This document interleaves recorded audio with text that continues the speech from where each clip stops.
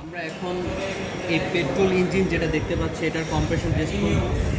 এই জন্য আমাদের পুরো ইঞ্জিনটা নিয়ে আসেন, এই জন্য আমাদের কম্প্রেশন টেস্টারটা লাগে। এখানে দেখতে পাচ্ছি আমরা কম্প্রেশন টেস্টার, আর এখানে আমার ছবির জন্য আছে। হ্যাঁ, এখানে দেখেন কম্প্রেশন টেস্টার লেখা আছে, এটার একক দেওয়া আছে কিলো পেস্কেল এবং পিএসআই। ঠিক আছে, আমরা পিএসআই এককটা বুঝতে পারবো, এখানে দেওয়া আছে, তাই না? দেখা যায় না? ওই যে পিএসআই একক। ঠিক আছে, এখন এটা কি করব, আমাদের এখানে যে আমাদের স্পার্ক প্লাগ আছে, স্পার্ক প্লাগটা আমরা স্পার্ক প্লাগ সকেট যেটা আছে, এটা আমরা প্রত্যেকটা 4টা স্পার্ক প্লাগ আছে, আমরা স্পার্ক প্লাগ সকেট দিয়ে আমরা ঘুরে ঘুরে, এটা ভিতরে থাকে তো ঘুরে ঘুরে এটা আমরা খুলে ফেলবো। আর খোলার জন্য সেক্ষেত্রে আমাদের হাই টেনশন লিড যেটা আছে, এটা লিডার কভার কয়েল, এটা চাপ দিলে এটা মাথাটা চলে আসে, এটা ভিতরে থাকে তো চাপ দিলে এটার মাথাতে আটকে চলে আসে, এটা কষ্ট করে। এরপর আমরা টেপের কাভারটা খুলে ফেলবো। আমরা দেখতে পাচ্ছি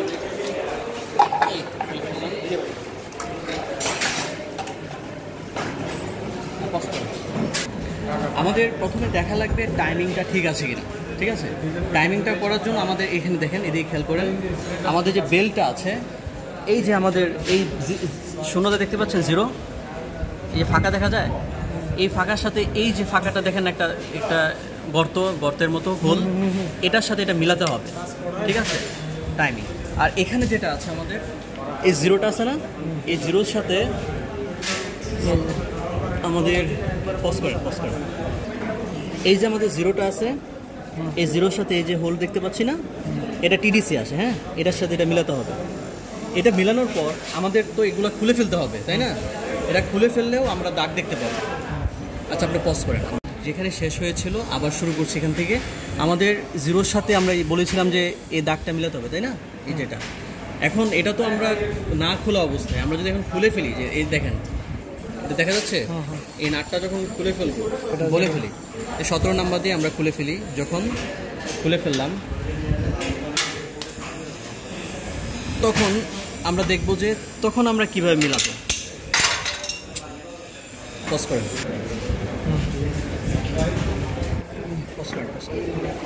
এটার স্ক্রুগুলো আমরা খুলে নিলাম, তারপরে এই কাভারটা আমরা খুলে নিব। খুলে নেওয়ার পর দেখ এখানে এটা আমরা খুলে নিব। আচ্ছা, আমরা দেখতে পাচ্ছি যে এখানে দাগটা হতে, এই যে এই উঁচু দাগটা দেখা যায় না, এই উঁচু দাগ, এবং এখানে একটু গর্ত আছে, তাই না? এই যে দেখা যায় পাঁচ করা দেখা যায়, এটার সাথে এটা মিলে গেলে, এবং এই যে জিরোটা, এই যে গর্তটার সাথে ওই পাশে যে গর্তটা আছে মিলে গেলে আমাদের টাইমিং কিন্তু হয়ে গেছে। ক্যাম্পশেফটের সাথে এটা কিন্তু ক্রাঙ্কশেফট, তাই না? এই ক্রাঙ্কশেফটের সাথে এই ক্রাঙ্কশেফটের সাথে এই যে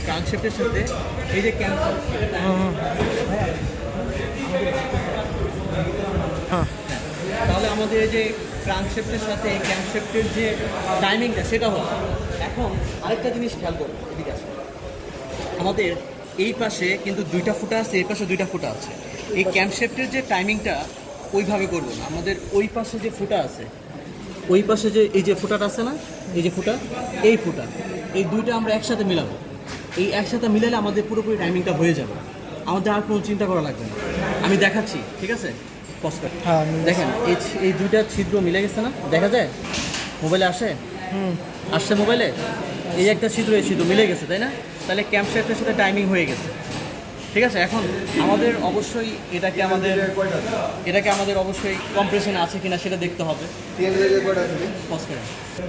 আমরা দেখতে পাচ্ছি যে এটার সাথে এই দাগটা মিলে গেছে, এবং উপরে নিয়ে আসেন, এই যে ছিদ্রের সাথে এই কাঁটাটা মিলে গেছে, এবং সামনে খেয়াল করুন, এটা কিন্তু কম্প্রেশন আছে। এটা হচ্ছে ইনটেক, এটা হচ্ছে এক্সজস্ট। এটা কিন্তু আমাদের কিসে আছে? কম্প্রেশন। আর এটা হচ্ছে 1 নম্বর কম্প্রেশন, তার মানে 4 নম্বর ওভারলেপার পেয়ার পিস্টন। এটা কিন্তু এদিকে ঘুরবে, তার মানে দেখেন এদিকে খেয়াল করেন, এদিকে নিয়ে আসেন ভিডিওটা, দেখেন এটা কিন্তু ওপেন হচ্ছে, আমাদের এই বাল্বটা কিন্তু ওপেন হচ্ছে, এদিকে ঘুরতেছে, তাই না? এই যে আমাদের লুপটা আছে, এই লুপটা কিন্তু এই যে লোবটা আছে, এই লোবটা কিন্তু আমাদের কি করবে, এই লোব ক্যাম লোবটা আমাদের কি করবে, এই ক্যাম লুপটা আমাদের এই বাল্বটাকে ওপেন করবে, আর এটা এদিক ঘুরবে। তার মানে এক্সজস্ট মানে কি, এটা খোলা ছিল, এটা বন্ধ হয়ে উপর দিকে চলে আসবে, তাই না? বুঝা গেছে? আপনি কিন্তু এটা চাইতেছিলেন। আমরা এই টাইমিংটা কেন করলাম, আমরা যখন এটা কম্প্রেশন টেস্ট করতেছিলাম তখন আমাদের একজাক্ট রেজাল্ট আসছিল না, আমরা রেজাল্টটা পাচ্ছিলাম না। এই জন্য টাইমিংয়ে মনে হচ্ছিল সমস্যা আছে। এই টাইমিং কমপ্লিট কম্প্রেশন লিকেজ হচ্ছিল। হ্যাঁ, এই টাইমিংটা কমপ্লিট করার পর আমরা মেপে দেখেছিলাম যে আমাদের মোটামুটি আমাদের প্রত্যাশিত রেজাল্টটা পাচ্ছি, আমরা কম্প্রেশন পাচ্ছি। আমরা একটু করে দেখাবো কিভাবে আসে। পজ করে আমরা এখন এখানে যে কাভার আছে সব কিছু লাগাই দিব এবং ট্যাপের কাভার লাগাই দেব। লাগানোর পর আমরা কম্প্রেশন টেস্টটা করব। আমরা লাগানোর পর দেখাচ্ছি কী অবস্থায় আসে। হ্যাঁ, আমরা এখন আমাদের কাভার তারপরে হচ্ছে যা লাগানোর দরকার ছিল মোটামুটি লাগাই ফেলছি। এখন লাস্টে আমরা এটাও লাগাই ফেলি। মোর দেন এই দেখেন ভিতরে ঢুকে গেছে, এই নাটটাও আমরা লাগাই ফেললাম। ঠিক আছে, আপনি শুরু করেন। আমরা এখন এই আমাদের টাইমিংটা করার পর আমরা এখন আমাদের স্পার্ক প্লাগটা 4টায় খুলে ফেলেছি, আমরা দেখাইছিলাম। কম্প্রেশন টেস্টটা যেটা আছে এটা আমরা প্রত্যেকটাতে লাগাই দেখব কত আসে। আমাদের এটার কাজটা কি করতেছি, আমরা হচ্ছে সিলিন্ডারের প্রেশারটা দেখতেছি। সিলিন্ডারের ভিতরে আমাদের অ্যাকচুয়াল প্রেশারটা এই ইঞ্জিনের জন্য থাকার কথা হচ্ছে 135 থেকে সম্ভবত 180 কিংবা 190। এখন 130-এর নিচে যদি চলে যায় তাহলে সমস্যা আছে ইঞ্জিনের। আমাদের এটা অনেক পুরাতন ইঞ্জিন, আমরা দেখব যদি আমাদের 120-এর উপরও আসে মোটামুটি আমরা বলতে পারি মোটামুটি ঠিক আছে। আর হ্যাঁ, এখন আমরা সিলিন্ডারের ভিতরে প্রেশারটা আমরা দেখব 120 থেকে 180-এর মধ্যে থাকবে কিনা। আর হচ্ছে যে যদি সিলিন্ডারের কম্প্রেশন আমরা দেখব প্রত্যেকটা সিলিন্ডারের কাছাকাছি কম্প্রেশন থাকে কিনা প্রেশারটা। এখন এটা হচ্ছে 10 থেকে 20% চেঞ্জ কাছাকাছি থাকতে পারে। যেমন একটা যদি 120 আসে আরেকটা 130-35 আসতে পারে, মানে ডিস্টেন্সটা হতে পারে, পার্থক্যটা হতে পারে এরকম। যদি অনেক বেশি পার্থক্য হয়ে যায় তার মানে আমাদের এই সিলিন্ডারে প্রবলেম আছে, সেটা আমরা বুঝতে পারবো।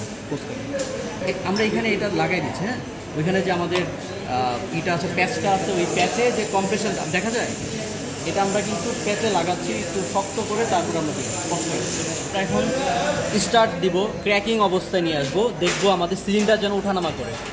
আমাদের সলিনয়েডের 2টা লাইন আছে, এই চিকন লাইনটা আমাদের হচ্ছে সুইচের জন্য, হ্যাঁ, আর মোটাটা হচ্ছে এই সিলিন্ডার আমাদের যে স্টার্টার মোটরটাকে চালু করবে, আর চিকনটা দিয়ে সিলিন্ডারটাকে আমরা অ্যাক্টিভ করবো, আমাদের সলিনয়েডটাকে অ্যাক্টিভ করব চিকনটা দিয়ে, এটা পজিটিভে থাকবে। এবং এই মোটা লাইনটা যেটা, এটা দিয়ে আমরা স্টার্টার মোটরটাকে অ্যাক্টিভ করব, যেটা আমাদের দুইটাই কাজই করে সলিনয়েড।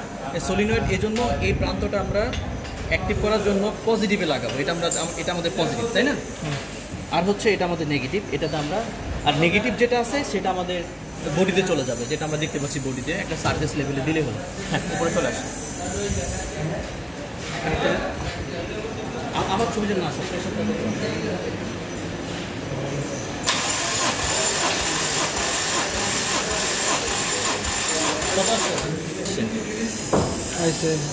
দেখেন এটা দেখতে পাচ্ছি আমাদের 120-30-এর কাছাকাছি। হ্যাঁ, অত দৌড়া লাগবে না, আমাদের 120-30-এর কাছাকাছি। ঠিক আছে, আমরা এইভাবে প্রত্যেকটা করব। 2 নাম্বার, 3 নাম্বার, 4 নাম্বার এর আগের বার আমরা করেছিলাম, সেখানে আমাদের মোটামুটি ভালোই পেয়েছি, 120 থেকে 135-এর মধ্যে ছিল আমাদের। এইভাবে আমরা টেস্টটা করব। এটা হচ্ছে আমাদের ইঞ্জিনের কম্প্রেশন টেস্ট বলে। ঠিক আছে, ওকে।